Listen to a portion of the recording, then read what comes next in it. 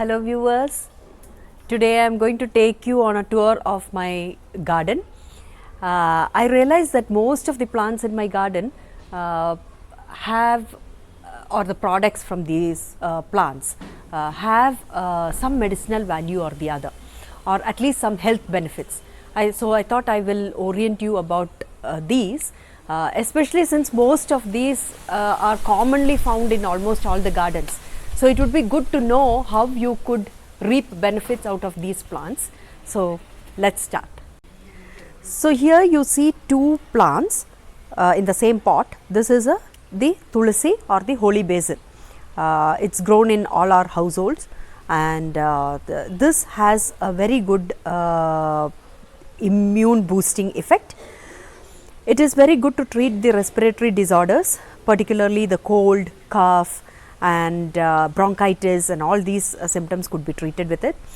This can also be used as a paste on insect bites. If you get any insect bites, then you can use it as a paste, and it has the aromatic oil, right. So this extracted oil, or even otherwise if you take inhale the fumes of this the leaves of tulsi, it has a very balancing effect on the neurotransmitters. Serotonin, you know, it's a mood stabilizer, and also we have the mood, it would balance the mood, I would say, not as yes, it's a stabilizer, and it also helps with the production of dopamine. So it will balance the production of these two neurotransmitters. So it's very, very beneficial. And the next one that you see is aloe vera.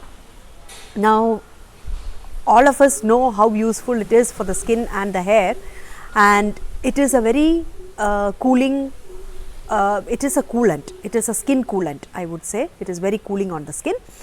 So it could be used in burns, in treating burns, and aloe vera is also helpful in treating acne and other skin disorders. And internally, when you take the gel, it helps in relieving constipation. It will also help in many digestive issues, and this gel can be applied in the anal region. If someone has an anal fissure or a tear in the anal region, one could use this, and it is very soothing.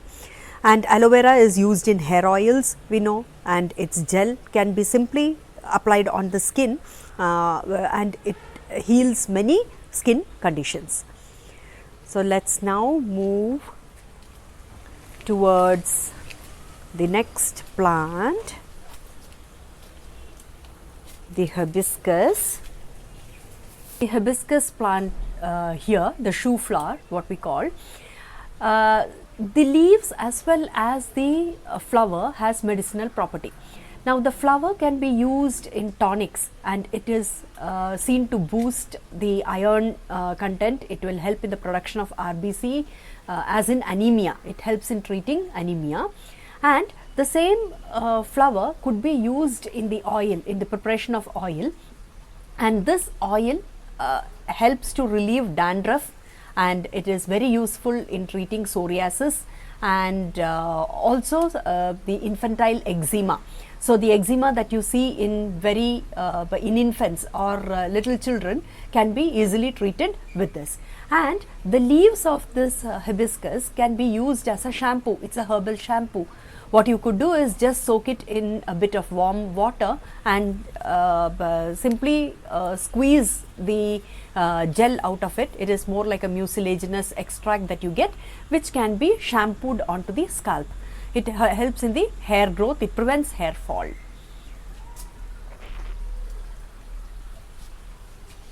Next, we will move towards a controversial plant called the Lakshmi Taru. Why I call it a controversy is because there has been a lot of research being done on this, and many practitioners claimed that this could be used in the treatment of cancer. But then it is not, that conclusion is not yet reached. We do not know how exactly it helps, but forget about cancer. This leaf helps in the treatment of many diseases like malaria, it helps in the treatment of fevers, simple fevers, in diarrhea, it helps to treat diarrhea. So, there are many benefits, and since it helps with malaria, I am also curious to know maybe there is an action of this leaves on corona as well, because we know that hydrochloroquine is used in the treatment of corona. So, maybe it has some similar benefits. We are yet to know of it. We will now go towards lemon. Yes, you see the lemon here, the fruits. It is the season now, and lemon is very high in vitamin C. So, it is an immune booster. Lemons help, the juice of lemon helps in treating many of the respiratory conditions, cold, flu, cough, all these conditions we use lemon, and it is very popular to be used in the treatment of weight management. Like people drink lemon water, warm water with lemon and honey. It is a very good cleanser.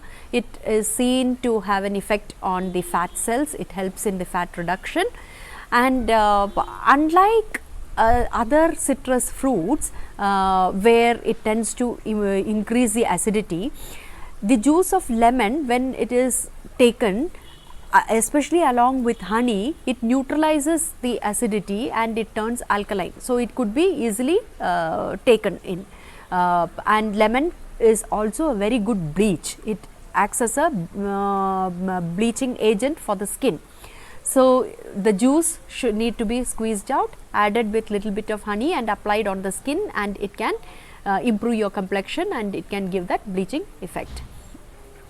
And its leaves are also used, it is very aromatic, and it is generally used in the cuisine. So, what you see here is the arrowroot, the plant of arrowroot. You would have heard of arrowroot, right? Arrowroot biscuits and so on. So, it is the tuber which we use, and it can be used in the form of a porridge as well. Once the tuber is taken out, it needs to be made into a flour, and that flour is used as a porridge, and it is very good for the digestive system, especially for in children when they get diarrhea, sometimes it is called the intestinal sprue. So, in all these conditions arrowroot is very helpful. So, this is the plant of ginger that you see here, and ginger, you know, it is a rhizome, and ginger is used in our day to day cuisine, and it is very good for the digestive system. It helps the digestive system, it helps digestion. Even its dried form is used in many medicinal preparations, Ayurvedic medicinal preparations. I think this is kind of an ingredient which is very commonly seen, and ginger, but it could be taken as apart from our including it in our regular cooking. We can also make tea, ginger tea or ginger extract. If you feel like there is any symptom of indigestion, then the best thing that you can take out from your kitchen and relieve it is with the juice of ginger. It is quite hot in nature, so it should be taken with care, because if one has acidity, then maybe the fresh ginger juice may not be a good idea, but otherwise it is very helpful.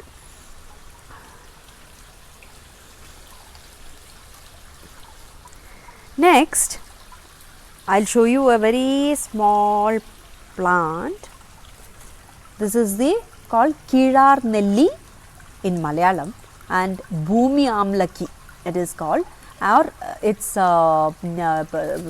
scientific name is Philanthus niruri. This plant, though it is so small, it can, the whole plant could be used, and including the roots, and this is seen to help with the kidney stones, relieving kidney stones, and also in relieving jaundice. So, it helps with the liver. It is a very it is a plant with many medicinal properties.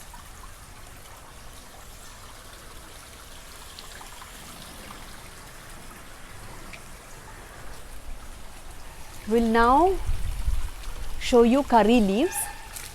Again, it's a quintessential ingredient in South Indian cuisine, I could say, and curry leaves help to improve digestion. Curry leaves are used in hair oils, and the curry leaf extract, when it is mixed with buttermilk and if it is taken regularly, it helps to get rid of the fatty liver, it helps in lowering the blood cholesterol, it regularizes the blood sugar, and it is very high in iron. So, regular intake of curry leaves will boost the iron content, and it will help to keep the hemoglobin under normal limits. And it is, as I mentioned, it is used in hair oils because it strengthens the hair roots and gives pigmentation to the hair. So, it is a very helpful plant. On the whole, it helps with the digestion, I would say. And down here you see a plant. This is periwinkle, Vinca rosea. So, its leaves, we extract an alkaloid called the vincristine, and that is used in the treatment of blood cancer. So, it is a very useful plant, the leaves of this plant. I think the variety that they here you see pink flowers, I think it is the white which is more potent. So, I think we have covered enough for today, and we are to continue. So, in the coming episode you would see the rest of my garden, and hope this is helpful for you. So, make use of all these things that I told you, which is if it is available in your garden or even otherwise, and this can definitely improve your health. So, I will see you until then, bye.